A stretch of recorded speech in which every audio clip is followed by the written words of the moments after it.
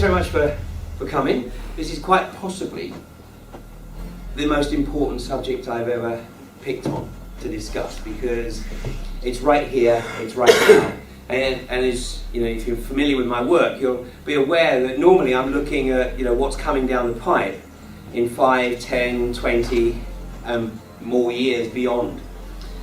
But here I'm talking about something that is pretty much right on top of us, and that's why I changed my original plans for 2013 and decided that I really had to focus on this particular issue. But what I'm going to do is I'm going to build a bit the bigger picture for you, because I want you to see why it is that this issue has come about at this particular time and who it is that's driving it.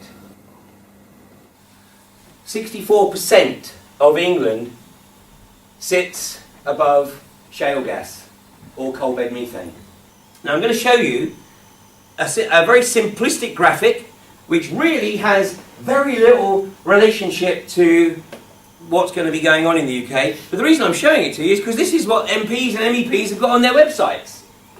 It's like, let's oversimplify this so that we can delude the public into thinking that it's all safe, it's all simple, and they've got nothing to worry about.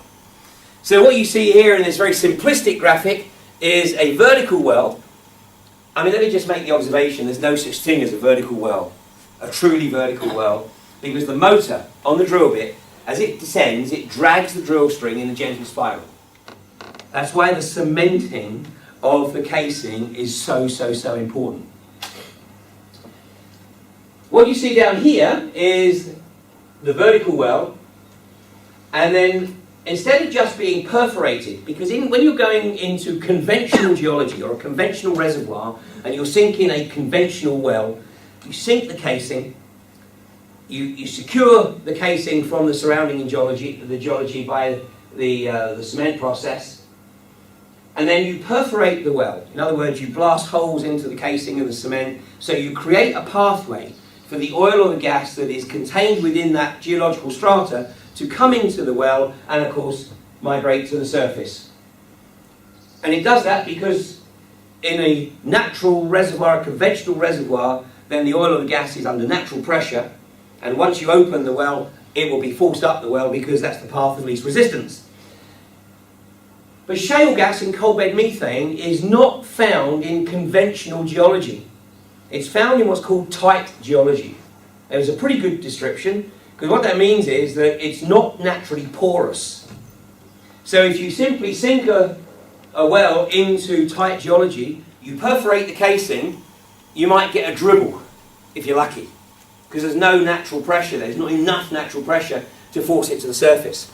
So what you've got to do is you've got to create artificial porosity by fracturing the geology.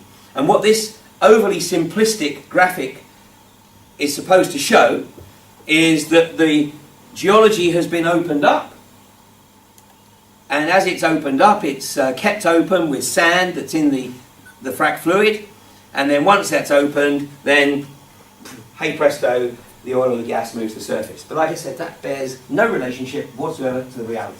So what I'm going to do now is I'm going to show you a short animation.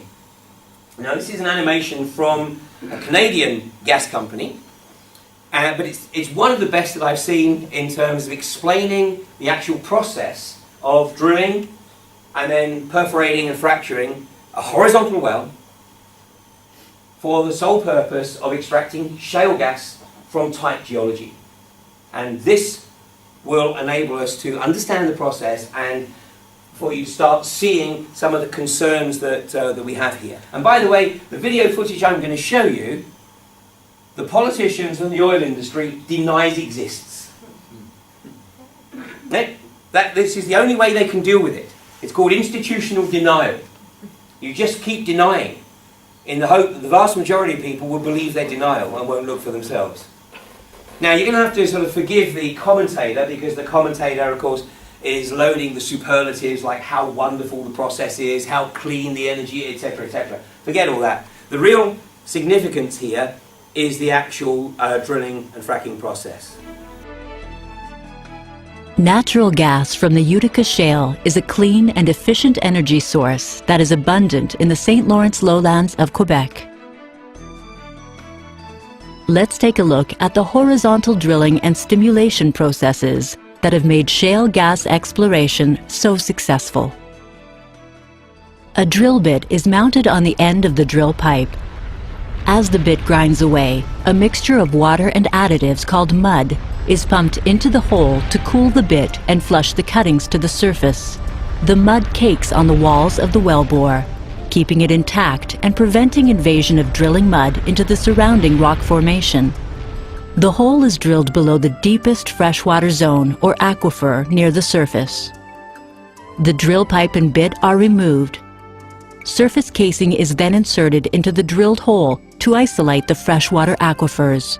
Once cemented, it serves as a foundation for the blowout preventer, a safety device that connects the rig to the well bore. Cement is pumped down the casing and out through the opening of the shoe at the bottom of the casing. It is then forced up between the casing and the hole, permanently sealing off the well bore from the fresh water. Once the blowout preventers are installed, the pipe and bit are lowered back down the hole to drill through the plug and cement and continue the vertical section of the well to approximately 300 meters above the planned horizontal leg. This depth is called the kickoff point, where the curve will begin so that the horizontal section can be drilled. Up to this point, the process is the same as drilling a vertical well.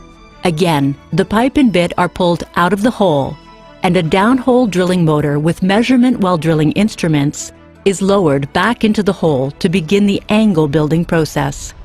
The distance to make the curve from the kickoff point to where the well bore becomes horizontal is typically just under 300 meters. Once the curve is completed, drilling begins on the well's horizontal section called the lateral. The pipe used to drill the well measures 9 meters in length, and each length weighs approximately 224 kilograms. It takes over 350 pieces of pipe, weighing nearly 79 tons, to drill a 3,200-meter well. At various stages of drilling, the pipe is taken out of the hole for tool and bit changes and put back in. This process is called tripping pipe. When the targeted distance is reached, the drill pipe and bit are removed from the well bore one last time.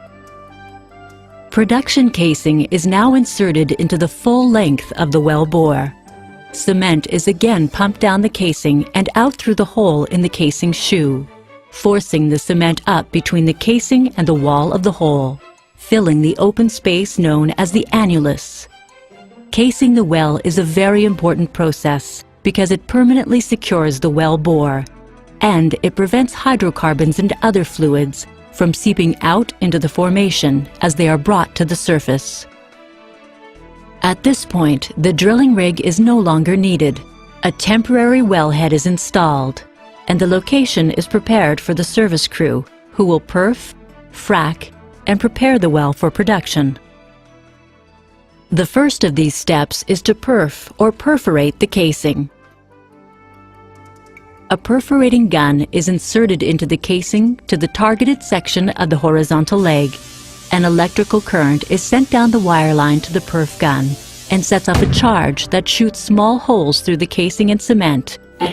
Now at this point, this is a conventional well. Okay, if this was in a normal geology, a normal hydrocarbon bearing geology, you drill into the geology and you open the well via the perforation process, a conventional well, and I would have no real problem with that. It's the next stage that is the problem. And out a short distance into the shale formation. The perf gun is then pulled out of the hole. Next, because shale is tight or compressed, the well will have to be fracked. Known as hydraulic fracturing, this is a process where water, sand, and additives are pumped into the wellbore and down the casing under extremely high pressure.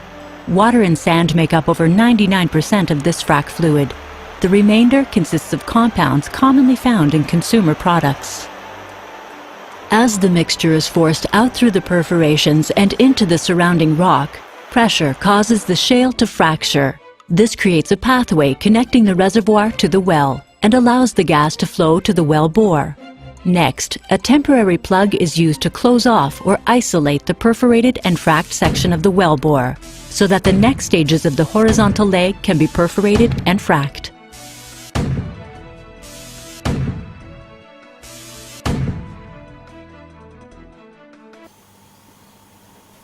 Now, in this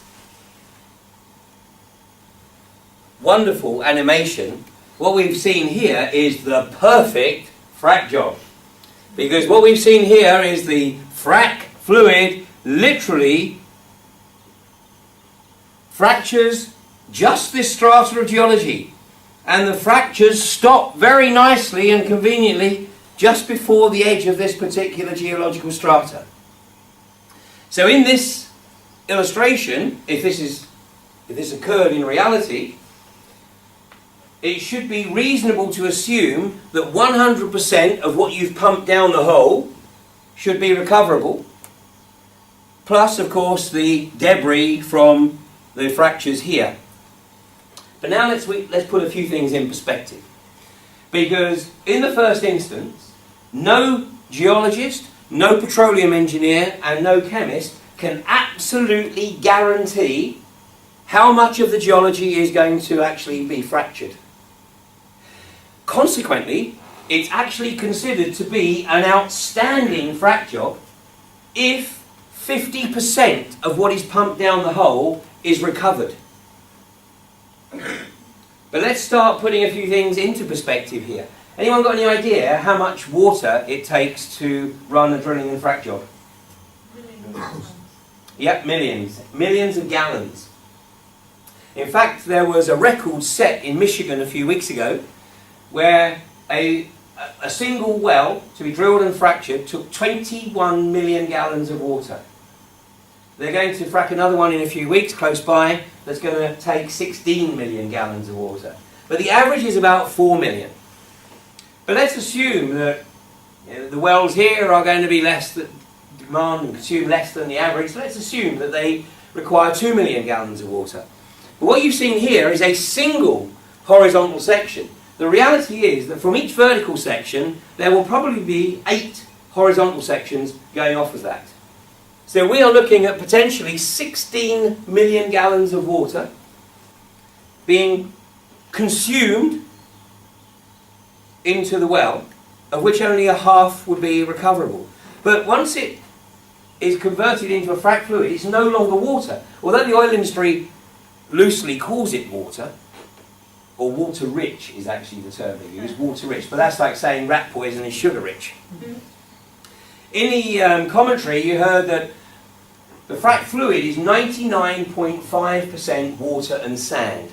The reality is it's more likely 95% water and sand and 5% additives.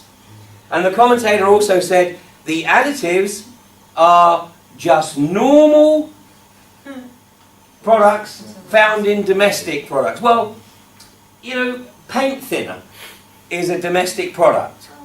Paint thinners contain xylenes. Xylenes are illegal to be put down the drain. So in other words, if you're using paint thinner in the house, it is illegal to pour the paint thinner down the drain, because the breakdown of xylenes is nigh on impossible.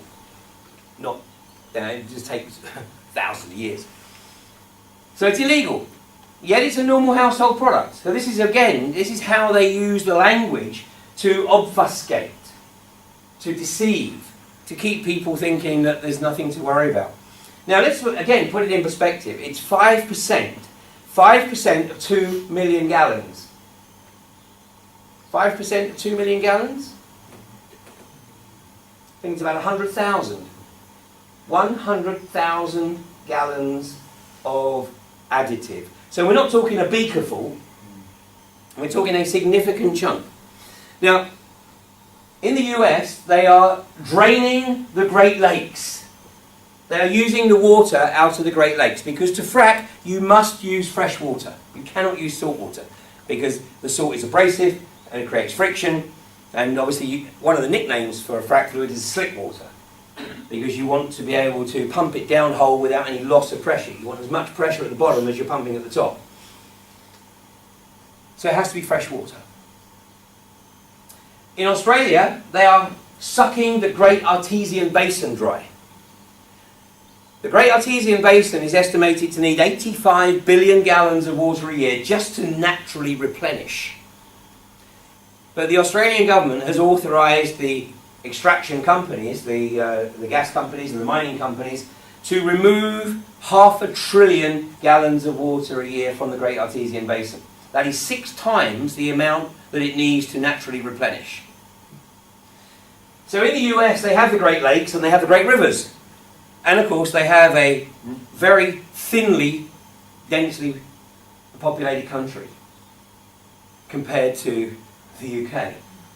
The same with Australia. They have the Great Artesian Basin, but it's also a very thinly populated country, apart from obviously the city areas. This country is not thinly populated. To put it in perspective, Colorado, which is right at the forefront of the shale gas industry in the US, Colorado is just a little bit more than twice the size of England. Yet it has a population of 1/10 that of England. So England is 20 times more densely populated than Colorado. And we're going to look at some of the effects of the fracking industry on that thinly populated population in Colorado and also in northern New Mexico. The other critical issue here, and I'm going to share with you one of the outrageous pieces of obfuscation that was presented at a public meeting in Bath by the Chief Executive Officer of one of the pioneer companies, UK Methane, which has as one of its owners Coastal Oil and Gas, whose chairman is Lord John Brown. The chairman of UK Methane, which is a Bridgend-based company in South Wales, is a Welshman by the name of Gerwyn Llewellyn-Williams. And in the public meeting in Bath, he made this observation. He said, yeah, you know, I hear all the concerns about the water consumption in the fracking process, but for each frack job, we're not using any more water than it takes to water a golf course for a month. But he's missing a key element here. You know, I lived in Dubai when they were building the amazing Emirates golf course, literally out of the desert. And these guys obviously were oil rich, and they called in the best drainage engineers they could get to design the drainage system for the Emirates golf course. And they pride themselves that 80% of the water that they pump onto the golf course is actually recycled through their drainage system. Las Vegas is the same. It makes sense. Yeah, it makes sense, especially in a desert area. The issue with the frac fluid is that once you've mixed those chemicals with it, it's lost to the system. It's gone. So, you know, when we think about how we normally use water, you know, even when we're drinking it, it's never lost to the system, one way or another. Even with their industrial processes, every effort is made to purify the water and return it to the system. With the frac fluids, much more difficult. You know, in the US, they've used a horrendous system called evaporation pits, which is literally lifting the produced water, it's called, another misnomer, the produced water, the used frac fluid, and pumping it into a plastic-lined pit right next door to the well. And then what they do is they put a pump motor in the middle of the pit to create like a spray. You think, oh, that's nice, a fountain. But the purpose of the spray is to accelerate the evaporation process. And when you look at the health impacts of the people that live downwind of those evap pits, it ain't a pretty sight. Now, in Europe, if they actually start fracking, they're not going to use evap pits. So when I met with the Quadrilla management team on the 1st of February of this year, and I asked the Chief Executive Officer what the plan was for the produced water, he basically said, we're still working on it. The short-term plan is to put the produced water into double-skinned tanks whilst they think about it. Well, the company that actually purified the produced water from the first 2 frac jobs has actually declined to tender for any future business. Now that speaks volumes. Now what happened to the produced water from the first 2 frack jobs? Well, there's a Manchester-based company who did the purification, and then it was pumped into the Manchester Ship Canal, and as far as I understand, without any third-party oversight.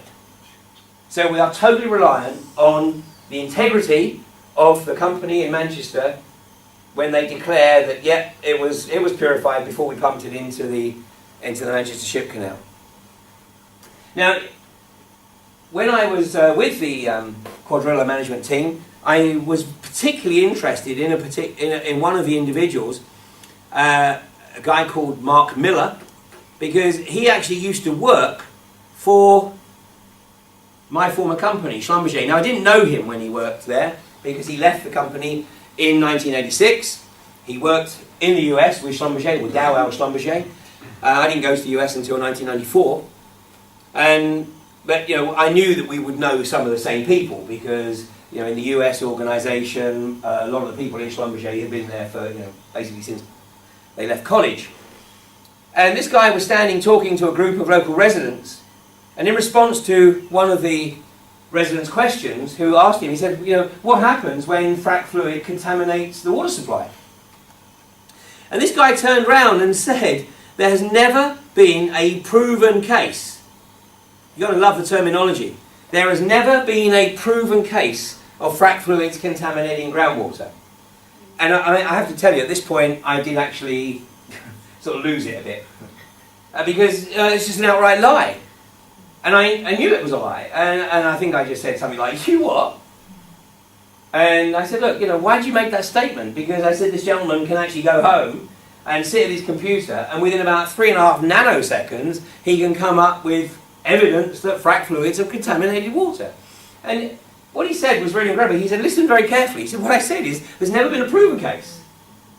And, well, what he's really hanging his hat on, I think, is a piece of legislation that was introduced in 2005 by somebody who you might recognise, Uncle Dick Cheney, former Chief Executive Officer of Haliburton between 1995 and 2000, when he was, of course, sworn in on the White House lawn as Vice President. By the way, he was actually still on the Haliburton payroll for the duration of his Vice Presidency. But he wasn't allowed to take the salary, it was put into trust for him. But ostensibly, he's still on the payroll. And in 2005, this guy introduced what is known as the Haliburton loophole. All you got to Google is Haliburton loophole, and you'll find a whole bunch of articles written on this. But this is when Congress passed the Energy Policy Act, the controversial clause that excluded nearly everything used in fracking from being regulated by the US Environmental Protection Agency. Well, in addition, Cheney ensured that the oil and gas industry was exempted from the Clean Water Act and the Clean Air Act. So when you're exempt from everything, yeah, how's anybody ever going to prove that, you know, because all the various agencies effectively close ranks. And forgive me, you know, when Mark Miller says, oh, but you know, you don't worry, because this is Europe, this is England. Yeah, the regulatory bodies in England are much more stringent than in the US. Well, first of all, we don't really have any regulatory bodies yet. They're being set up because we now have the Department of Energy, Climate Change, and Unconventional Gas and Oil. So the Department of, or the Office of Unconventional Gas and Oil is really just sort of starting to find its feet. But can anybody remember the last time that the water supply in this country was accidentally polluted? Yes, it was, absolutely. Do you remember when it was? 1980. Very good, it's 1988. 1988, and what happened at Camelford in Cornwall was that a tanker driver was delivering a tanker load of concentrated aluminium sulfate, which I think is used to deal with algae in the water supply. Anyway, it's used in the water supply in absolutely microscopic quantities. I mean, 20,000 gallons would last you for years. Anyway, this guy was delivering this tanker load. When he turned up at the pumping station in Camelford, it was unmanned. So he phoned the local office of South West Water, or whatever it was they were called at the time, and they told him where to find the key, which was under a rock by the gate. The only problem was that this key fitted every damn tank in the pumping station, and this guy inadvertently pumped concentrated aluminium sulfate directly into the local water supply. Now, funnily enough, the local residents noticed it immediately because it stank to high heaven, and it tasted like... So they were calling the office to ask for advice, what was going on here. And do you know what the response was?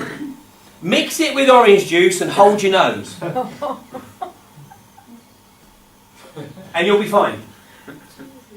Well, anybody got any idea when it was that the British government finally admitted that there had indeed been a serious accidental contamination of the Camelford water supply? It was 2010. And credit where credit's due, it was actually due to a 3-year campaign by the Daily Mail. I mean, not running articles every day, but just digging up more and more evidence to show that not only had there been a contamination, but there'd been a cover-up. So for 23 years, the contamination was covered up by institutional denial. Provided nobody ever breaks ranks and actually admits that there was a problem, then you can just keep denying that there was a problem. Well, eventually, the Daily Mail had presented enough evidence so that there had to be an admission, and I guess they decided after 23 years, well, okay, so what? I mean, it's estimated that some 20,000 people suffered in some way, shape or form. It's not known if anybody actually died because of it, because no one was looking for it. Because officially, there was no contamination. So, forgive me if I don't exactly have a lot of confidence in British regulatory authorities who will close ranks, especially when a guy like Lord John Brown is at the heart of government. They'll close ranks and just deny that there's any problem. We're going to show you some actual footage from Australia. Now, none of the footage I'm going to show you from Australia is older than November 25th last year.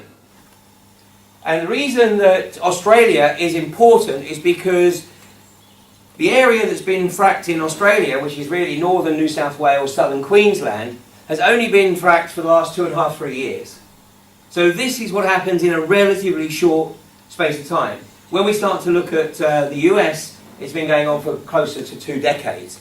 But the reason Australia is so significant is because this has happened so quickly. Now, the guy that you're going to see in the video is a guy called Brian Monk. Now, 3 years ago, this guy, by his own admission, was your archetypal average Aussie. He was just interested in a chilled life. Crack a tube of Foster's, throw a shrimp on the barbie, and he bought 5,000 acres in southern Queensland with a view that he and his son were going to start farming it, and then basically his son was going to manage it, and he was going to just live a life of relaxed luxury. Then the gas industry moved in. Now, Brian has 5,000 acres.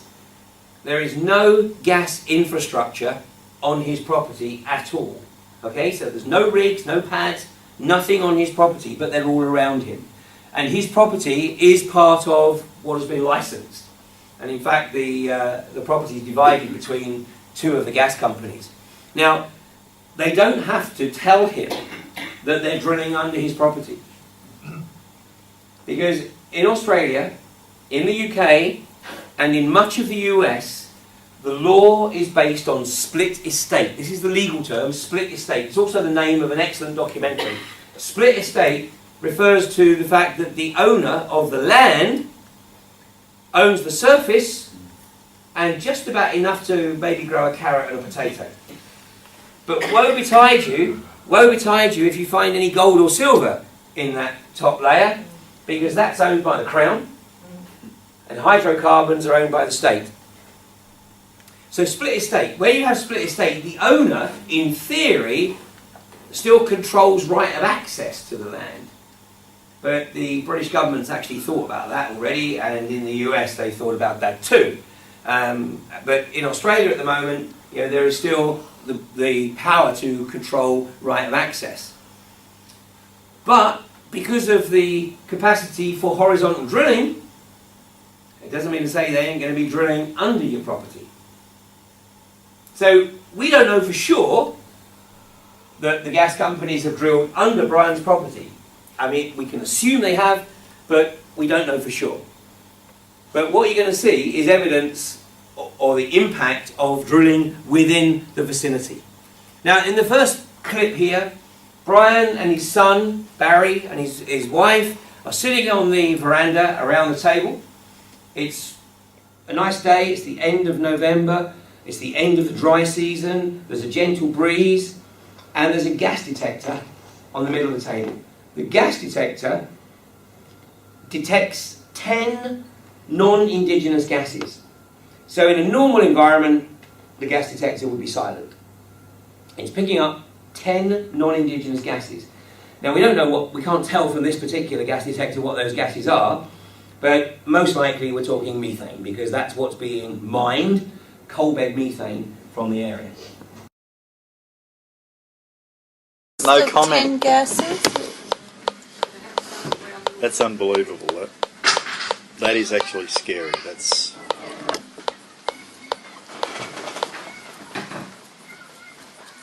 Well, that didn't help, Kathy. You stopped it from clicking. Well, that's just to say that We're safe here now, is it? I've pushed it your way more. There we go, it's come back, still in the air. I'm just sort of trying to press fresh air through it. Well, not from cow farts. Koala farts. Not So koala is this farts. methane cow burps. only? No. Oh, 10 gases. No comment. Is there a list no of comment. 10 gases? That's unbelievable. In the next clip, Brian and his son have moved about 100 yards away from the house.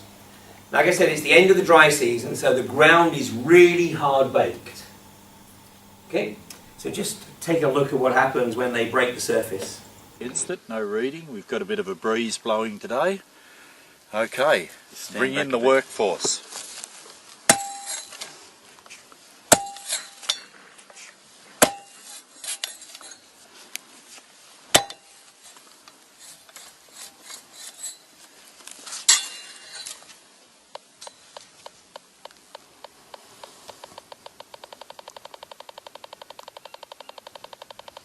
And we've got quite a deflection. I don't know whether the camera can pick that up.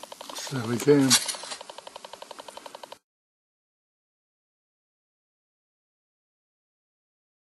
So what's happened is that the fracking process has opened up the tight geology, and because the frac fluid is aggressive, that 50% of the frac fluid that's lost down the hole just keeps on going. It just keeps looking for the path of least resistance. And of course it's aggressive, it's got acids in it, it's deliberately designed to eat away at the rock. So it'll just keep on going until it finds, well, the path of least resistance. And eventually either ends up in the water table, or it just sort of percolates through into geology that has a natural porosity, and then the gas will start to migrate to the surface. And of course we're talking an odourless gas. That's why the miners used to take canaries down the pits before the daily safety lamp was invented. When the canary started to get agitated, that was the time to turn and go in the other direction. And if the canary did an impersonation of a Norwegian blue, it's time to hightail it out of there. The next clip is Brian and his son driving down to a well located just outside a community called Tara. They've got the AC, the air conditioning off in the car, so they've just got the vents open and it's just the natural air, the outside air, coming into the vehicle as they drive down. And the gas detector is sitting on the dashboard.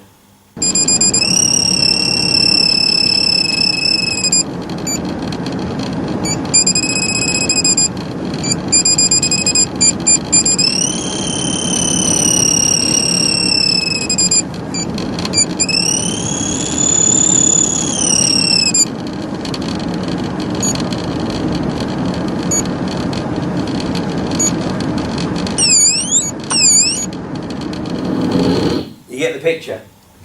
So basically they are driving through a contaminated environment. And you can't smell it. The other thing is that the gas industry, the shale gas industry says, no, we don't contaminate water. There's no evidence. There's absolutely no evidence of methane migrating into water supplies. And methane's always been in water, which is actually true. It's always been in water, not all water, but some water. It's always been there, in microscopic quantities. And this is why, really, what we need now is we need surveys on water quality and soil quality and air quality, so that we have a baseline, so that if they do start this, and I hope to God they don't, but if they do start this, we've got a baseline.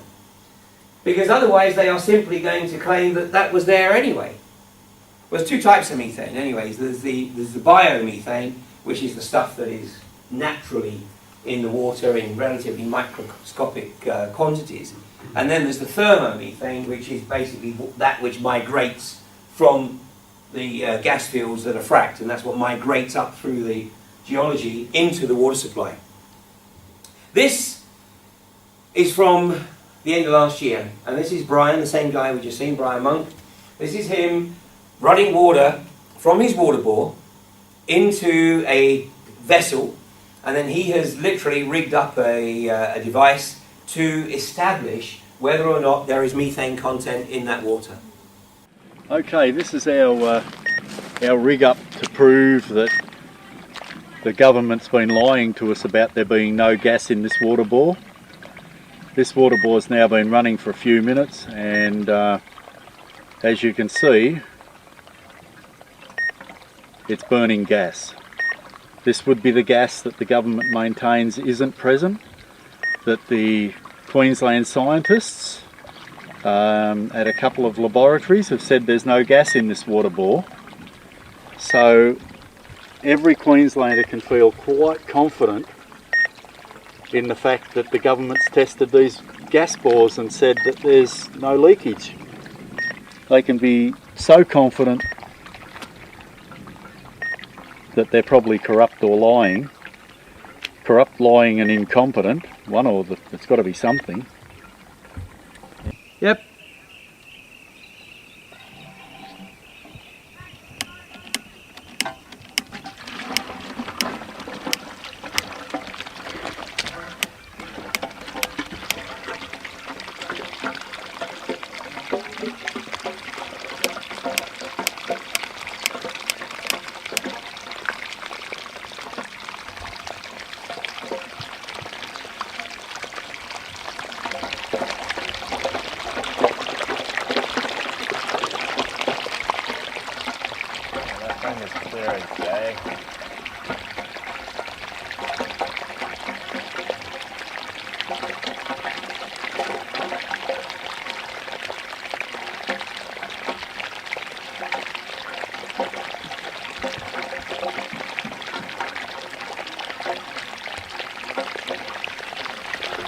We've got BG Group, QGC, on one side of our property and Origin Energy on the other side.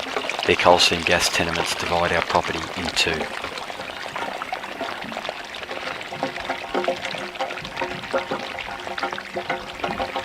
We do not have any coal seam gas infrastructure on our property, or so we thought, but this flame is coming from the water from our registered stock and domestic water bore.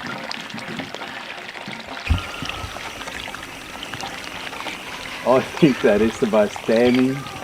It's not a huge amount of gas, but it is so damning because it's there all the time. Both coal seam gas companies have been heavily extracting water from the aquifers under us, leaving us with very little water and more gas.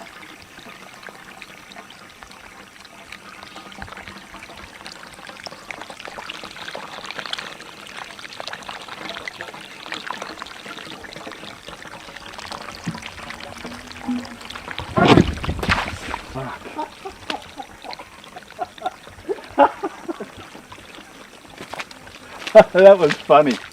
It's a good job Brian has a sense of humour, I tell you. Well, after they had been down to the rig at Tara, where they were driving when the gas detector was on the dashboard. When they got home that night, Brian's son, Barry, started to feel very unwell. In fact, he started to slur his words, hadn't been drinking, started to slur his words, and then he basically lost all coherence. Anyway, then he managed to sort of say he was going to go to bed, and as he got up, his leg buckled from under him. So they called an ambulance, and he was taken to hospital, and he was kept in hospital, under observation for a few days. And then they dismissed him from hospital, they released him from hospital, claiming it was calcium deficiency. Calcium deficiency. Methane is a neuroinhibitor. So one of the symptoms of getting methane into the body, obviously to get it in excessive quantities, you're going to be asphyxiated because it's going to force the oxygen out. But if you're taking it in relatively small quantities on a consistent basis, then, like all things, not everyone is susceptible in the same way. But there's little doubt that Barry's symptoms were related to an overdose, effectively, of methane. Methane has the neuroinhibitors. It also contains DNA disruptors and endocrine disruptors. In this country, we're talking about the companies that want to start this fracking process being responsible. Forgive me if I have zero confidence in that, especially with Lord John Brown at the helm. Profit before all else. What's happening here is we're looking at a potential situation where large tranches of the population are not going to get any choice in it. Because we're entering into an era, shale gas extraction, which is pure Russian roulette. Because the geologists, the petroleum engineers and the chemists have no clue. They will claim they do, of course, but it's no more than an educated guess based on past experience. But that's all it is. It's an educated guess as to how much geology is actually going to be fractured. And where that fluid is going to migrate to. And then where the methane gas that they're trying to mine is also going to migrate to. And the first time you notice it is probably when you go down to a river or a stream, because you see the bubbling. In Brian's ranch in Queensland, in southern Queensland right now, it's the end of the wet season now. But when I spoke to him a couple of weeks ago, he said, Ian, it's unbelievable. He said, of course my ground's waterlogged, but it's just a sea of bubbles. You can't, obviously, when the ground was hard baked, at least that was some protection against the gas migrating out of the soil. But now that obviously the ground is a sea of mud and it's covered in water, you just see the bubbles coming through. And of course, you heard him say in the film that the environmental agencies and the water authorities say you haven't got a problem. Total denial. Now, the opposition. The industry knows that it's going to meet with opposition, whether it's the traditional opposition groups, the environmentalists, Greenpeace, Friends of the Earth, or independents. They're trying to dismiss anybody who dares to challenge the dash for gas as an eco-mentalist or as a communist or a socialist. Any term they can come up with that will marginalise them. But you know that they know they're in for a run when Quadrilla have just brought in a guy from Betfair who used to work with Microsoft to focus on PR. The guy knows nothing at all about the oil and gas industry. His background is Microsoft and Betfair. His forte is obviously lobbying at government level. But the fact that they're paying this guy, I can guarantee you this guy is probably on at least £250,000. So you know that they know they're in for a run here. But if I haven't got your attention, with the prospect of water contamination, soil contamination, and air contamination, this might get your attention, has in some areas. This was an article that appeared in The Observer last June, worry for homeowners who face the threat of fracking. It says property prices in some areas are being threatened by fracking. Well, that was actually based on an article that had been, or a report that had been commissioned by the financial website, This Is Money. And in that report it said shale gas could redraw the economic map of Britain, but prices of houses near wells could fall by 24%. Well, let me tell you the reality. When the gas industry moves in, property prices crash. I mean, this is the case in Blackpool right now. Since the second earthquake, the property market in Blackpool has totally tanked. Now, I have first-hand experience of this because some very good friends of mine who I've spoken in Blackpool probably twice a year for the last 8 years, and every time I speak in Blackpool I always stayed with them. But after the second earthquake in May of 2011, they decided it was time to accelerate their retirement plan, which basically was to leave the area and to move to Spain. So they found an apartment in Spain, moved to Spain, but they obviously still needed to sell their house in the UK. So they contacted estate agents. 3 estate agents came around and looked at the property, this beautiful 5-bedroom house in Porton-le-Fylde, which once upon a time was a very desirable suburb of Blackpool. The estate agents all valued the property at £325,000. But my friend said, you know what, we'd really like to sell it very quickly, so we're going to put it on the market at $250,000. And the estate agents said, but you'll upset the market. And they said, well, not for long, because hopefully someone's going to realise that it's a real bargain and snap it up. Well, so the property's been on the market for almost 2 years. Do you know how many offers they've had on that property? A big fat 0. Well, we were actually talking about the problem of the housing market in Blackpool when I was visiting with them in Spain in the middle of March.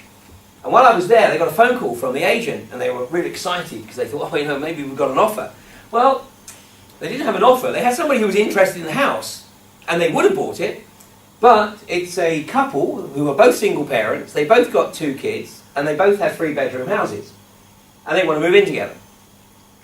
But they can't, because they can't move 4 kids into a 3-bedroom house. So, they were interested in my friend's house, but they can't buy it, because they can't sell their houses. Anyway, they had managed to rent one of their properties, and so they asked the agent if my friend might be prepared to consider renting the 5-bedroom property on the basis that when they sell at least one of their houses, they could then maybe be in a position to buy it. Well, let me tell you, if they sell one of their houses and they come up with an offer, even probably close to 200,000, my friend will probably bite their arm off. Because, it's a liability. It's not an asset right now, it's a liability. Okay, at least they've got somebody living in it, which is, at least keeping it in reasonable shape. But I came back from that trip to Spain and I thought, well, I'm going to do a little bit of research myself. So I called around some of the Blackpool estate agents and, well, you got to remember they're estate agents.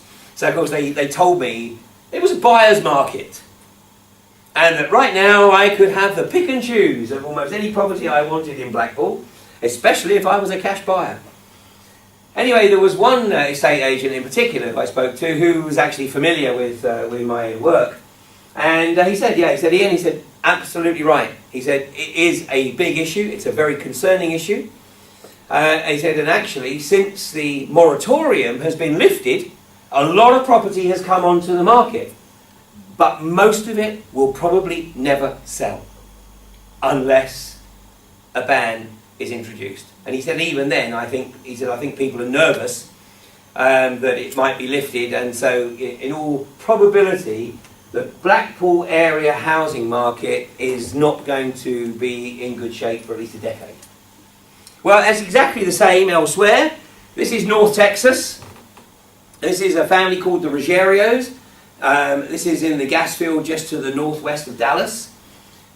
Beautiful part of the States, the hill country there. And here it is. This is from the article. The Ruggerios purchased their home in 2004 and watched a gas and oil company set up wells 300 feet from their back door in September 2009.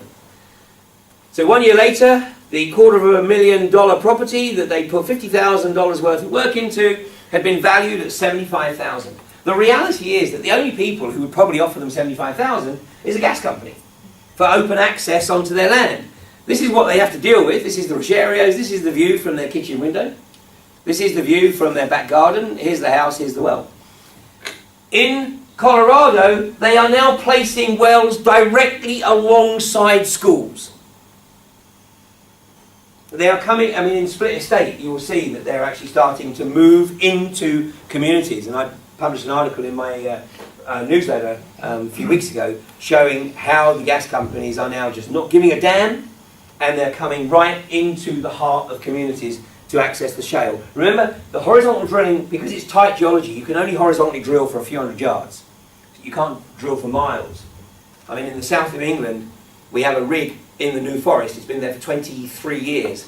And that drilled 8 miles out into the offshore field because the local authorities of Bournemouth and Poole didn't want a rig on the horizon. So they agreed with the oil company to put the rig inside the New Forest and then drill out under the sea. But that's drilling through porous geology. And this stuff you can only drill a few hundred yards. That's why they're coming right into the towns. To show you what it looks like, because they need 6 to 8 vertical wells per square mile to maximise the shale. This is what it looks like in southern Queensland. This is about a square kilometre. Now here they've got no real issue because they've got relatively open access. Each well requires about 400 truck journeys. Tankers, plus the rig, plus pumps. When you run the frack, you're going to have anything from a dozen to 2 dozen frack pumps. And by the way, when they fire up, and you'll know, especially if you're downwind. So we don't have the infrastructure in this country to deal with this. All the motorways are going to end up looking like the A14, the road from Felixstowe, which is one lane, it's a convoy of containers. We just don't have the infrastructure for this. And the other issue that isn't being discussed yet is the health impact. I mean, we've got a National Health Service that's dying on its feet, and yet this is undoubtedly going to put a burden on the health service.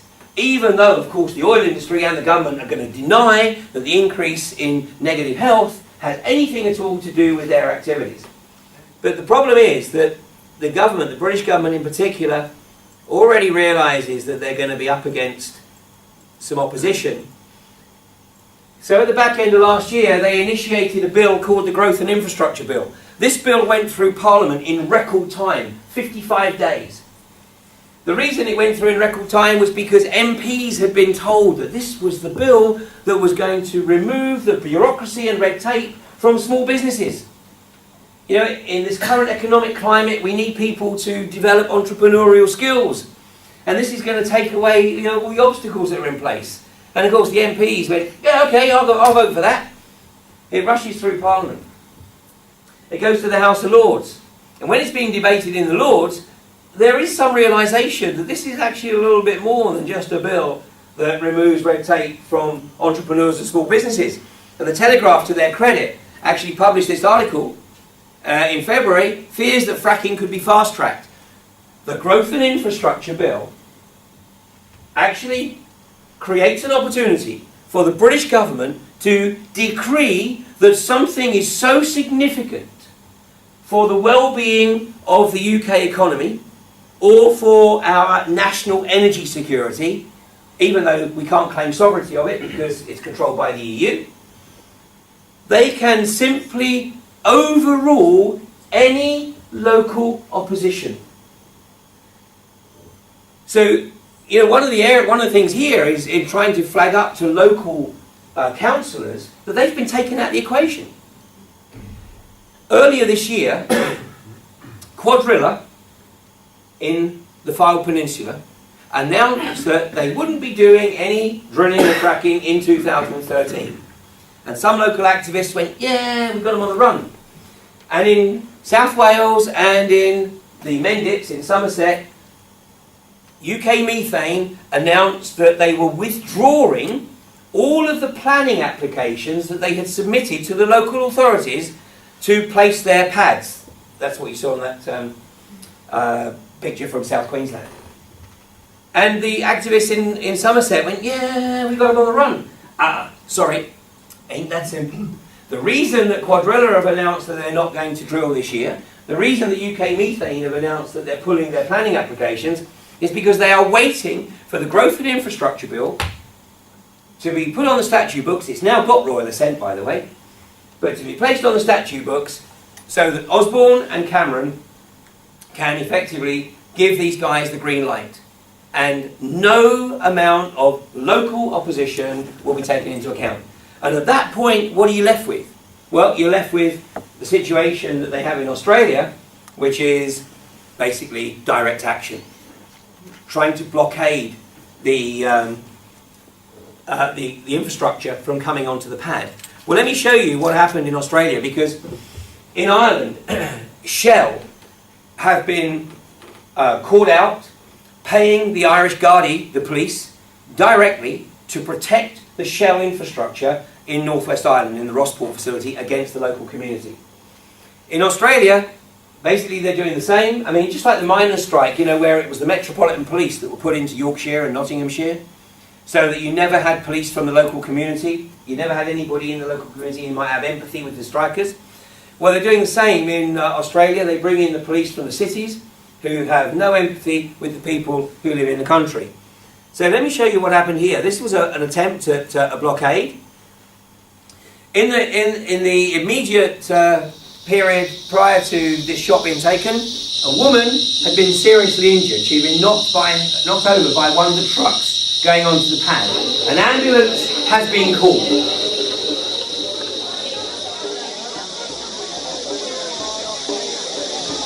Piece of photography. They want to close the door. Good. Place got permission, yeah? Yeah. Photographer.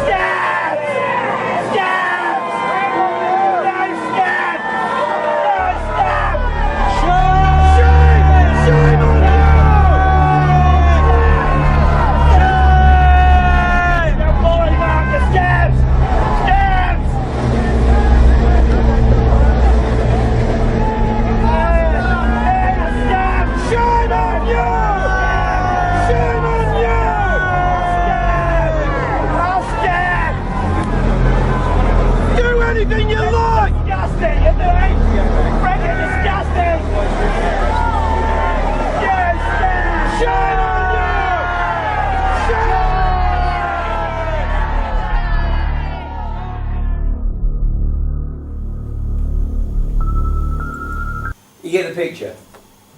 I mean, this is the way the corporatocracy works. It is the priority to get the corporations wherever it is that they feel they need to be.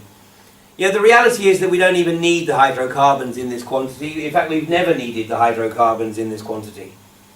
Has anyone got any idea when it was that Henry Ford was instructed to stop building the electric car? It was 1896.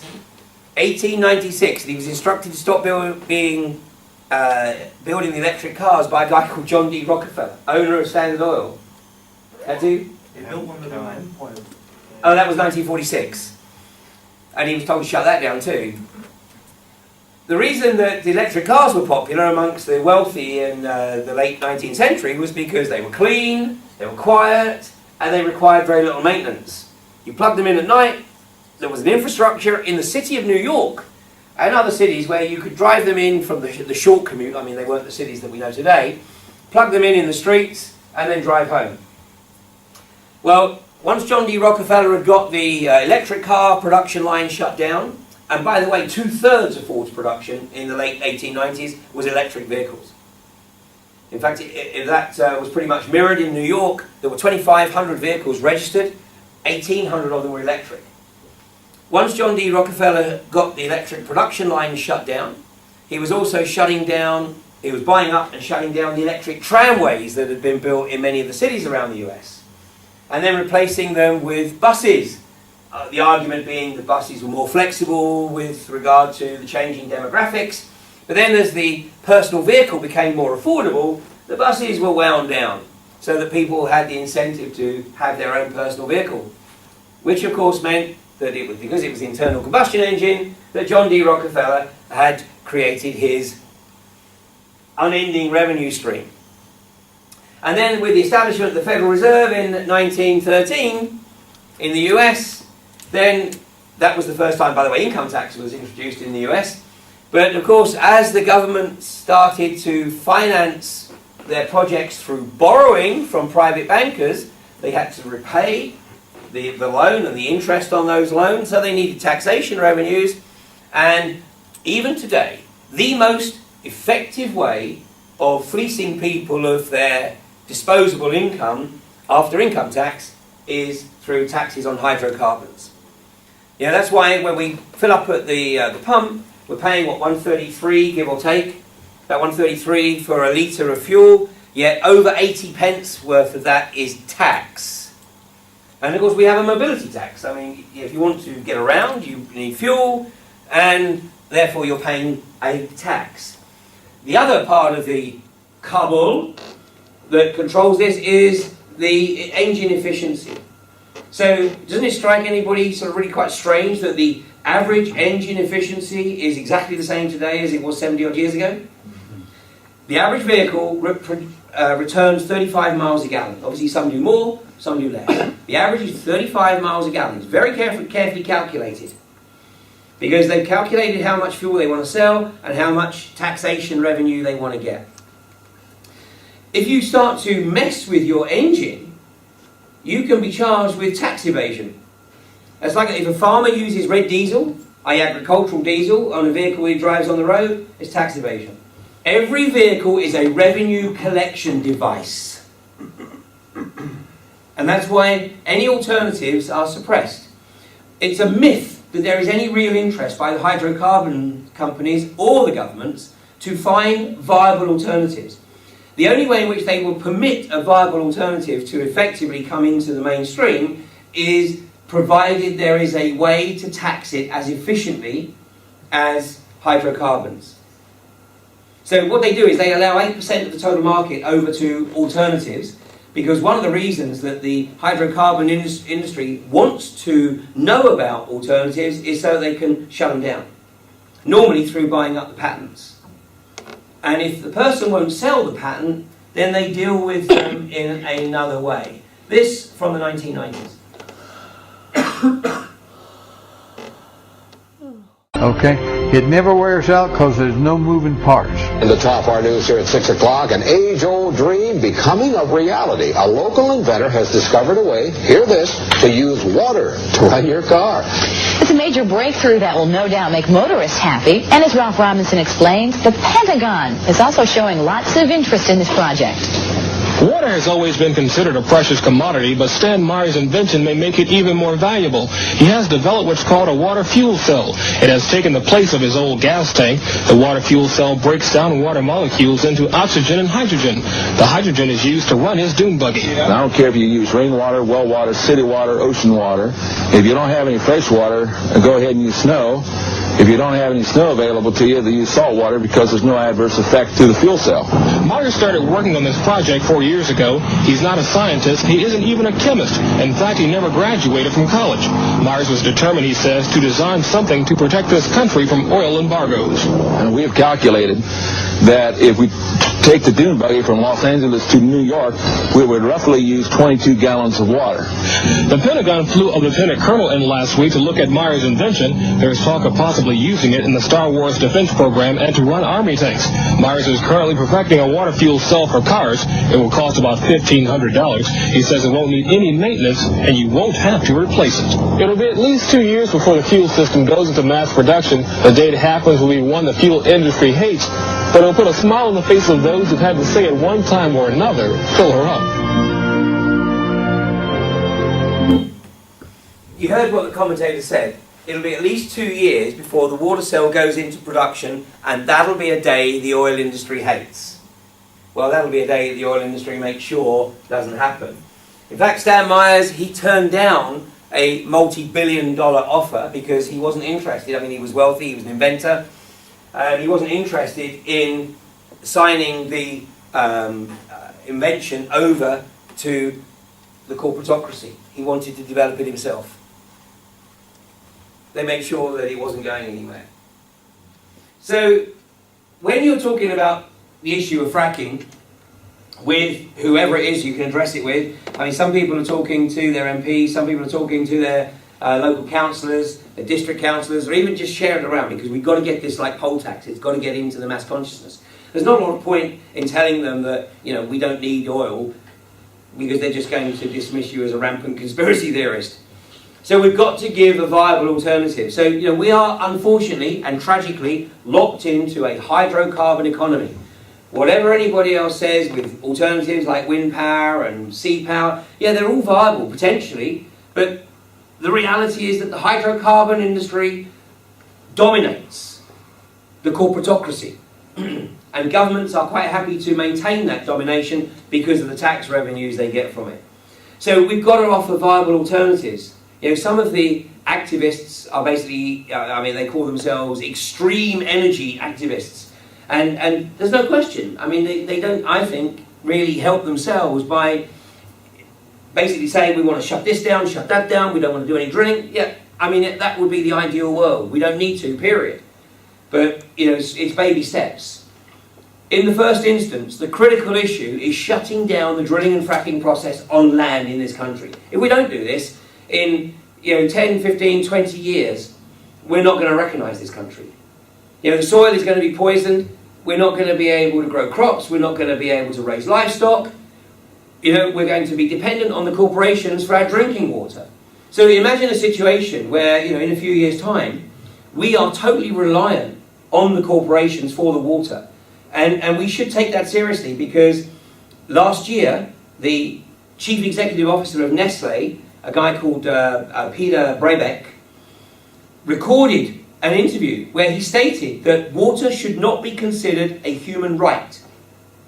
That access to water should be controlled by the corporations. In other words, unless you're a willing corporate slave, then you deny yourself the right to access water. These socio-psychopathic global corporatists have a game plan. It's called Agenda 21. It's been their policy and philosophy since the Earth Conference in Rio in 1992. It was adopted by the UN almost immediately afterwards. And in Agenda 21, it specifically calls for the move towards moving people away from the land into controlled environments, i.e. the cities. And if you see the map of the western states of the US and how much land in the western states the federal government has purchased, primarily so that they can use it obviously for the gas drilling, and they don't have to worry about owners not letting them on the land because they own the land. And what they're going to be left with is, you know, wasteland and cities, the controlled environments. So, you know, we've got to wake up to a reality, which is that within a generation, 2 at the outside, if we allow this to kick off, you know, we really are contributing to creating a future for our children, our grandchildren, and future generations that actually doesn't even bear thinking about. And I believe these guys know it. They know exactly what they're doing. That's why they obfuscate, that's why they lie, that's why they deceive, that's why they refuse to be transparent in any way, shape or form. You know, we're sold the meagre benefits. This is what we're told are the benefits. Cheap gas. Well, that one got blown out of the water a week or so ago, 2 weeks ago, when the cross-party group that were commissioned to look at the potential for cheap gas from drilling for shale gas and coal bed methane in this country, and they basically said it's not likely to happen. Well, of course it's not likely to happen. When did you ever know prices go down? You know, they're just going to reap the corporate benefits. The balance of trade. I don't think so. You know, our borrowing is increasing. When the current pair of clowns took office, our borrowing was 82% of GDP. Now it's at 86% of GDP, and it's forecast to be at 100% of GDP by 2018. Once the borrowing reaches 100% of GDP, you're owned by the banks. Like Ireland, like Greece, like Spain, like Portugal, Italy, soon France, and the UK. So we may be slowing it down a little bit, but it ain't going away. So that's not going to happen. The energy security, well, we've already explained, we don't have any energy security. That's all taken care of by the Treaty of Lisbon. And here's the UK government's version of behavioural adjustment payments. This is from the Daily Telegraph just last week. The government to offer cheaper energy bills to communities that don't oppose fracking. And community briberies. I mean, like, you know, you need a new play park, you need a new community centre.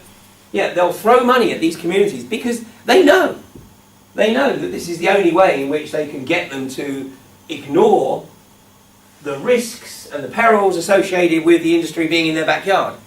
You know, 2 weekends ago, I visited with a guy in Blackpool who is absolutely of the opinion that the damage to his house was caused by the second earthquake. And he showed me all the cracks in the house, around the door frames. He said these weren't there before May 2011. So not only has his house got no value, the insurance company won't touch it because it was an earthquake, act of God. Despite the fact that Quadrilla have actually acknowledged that the seismic events were most probably related to their fracking. But he can't get the repairs done on the house because the insurance companies say it was an act of God. Anyway, then he gets a letter through the post saying, well, we're not insuring your house anyway anymore. So this is the other problem. No one can insure their property. So this is the downside. The water contamination, the soil contamination, the air contamination, the water shortages. You know, this is a country that goes from feast to famine in water in a heartbeat. You know, and where are we going to get these millions of gallons of water that are needed for 800 wells that David Cameron's talking about? Seismic events. The property prices crash wherever you look around the world. Same in US, Canada, Australia, Blackpool. It's not going to be any different anywhere else. No buildings insurance and large areas of the UK potentially uninhabitable. You know, I'm not interested really in trying to get this into the mainstream media. In fact, every time I have been invited to participate in anything by the BBC or the other mainstream channels, I've always said thanks but no thanks, because anything that's recorded, not a chance. Not a chance. I will only do live stuff. So the mainstream media are not the route. So the method that I'm trying to, if you like, undermine their dash for gas is by holding these events, regardless of how many people, holding these events all around the country. I'm trying to sow the seeds. You know, hopefully you guys will go away and take a look at this stuff for yourself. If you do nothing else, you know, look at Split Estate, this documentary that I've mentioned. Look at Gasland. Look at the documentary put out by the pro-frackers, which is called Frack Nation, which is produced by an Irishman called Phelim McAleer. But you know, look at both sides of the coin. Like, decide for yourself. You know, I've shown you the footage from Brian Monk in Australia, because for me that is the most damning footage that you can see from an area. I haven't picked and choose from around the world. That's one guy's farm. And I've showed you prima facie evidence of the contamination of the soil, the contamination of the air, and the contamination of the water. So what makes the UK so special that it ain't going to happen here? Nothing. I do believe that we can bring about the change. It starts with everyone obviously trying to educate themselves and then sharing this information and trying to educate others. But you know, there's always something that comes out of left field. And back in 2009, I recorded a presentation called The Green Agenda and Population Reduction. And in that presentation, I made the observation, I said, we are literally a few weeks away from seeing the first stages of global governance being foisted upon us. Because I'd read the scripts for the forthcoming Copenhagen meeting in December 2009. I knew exactly what the game plan was. The game plan was to initiate a global carbon trading process, all based on the global or climate change agenda. And in that presentation I said, you know, barring something coming completely out of the blue, completely out of left field, then by January we are going to have the first stages of global governance in place.